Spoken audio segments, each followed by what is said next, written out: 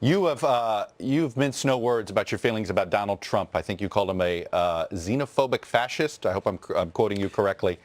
I think you're pretty close. Okay, fair enough. What have your interactions been with him? You ever had any personal interaction with him?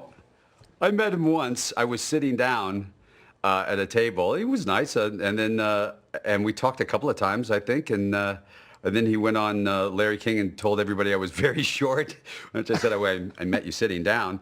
But no, it's not about that. You know, here's the point about what's going on right now. On the other side, Trump and Cruz are making this a campaign of fear. We have to be afraid of everything. We have to be afraid of refugees. We have to be afraid of Muslims. We have to be afraid of minorities. And the question is, and this is an important one, are we really going to be scared of the very things that have made our country great? And if the answer is yes, then we have history to answer to, because we're not afraid. We are not a country. We are not a country that is afraid, and I refuse to accept that. Why do you think fear has been working, at least in the Republican Party?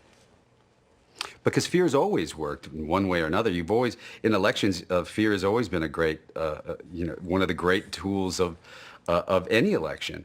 But the reality is, we are not the descendants of fearful people. We're not. So no, we're not going to ban Muslims from this country. That's never going to happen. And we're not going to go back to torture.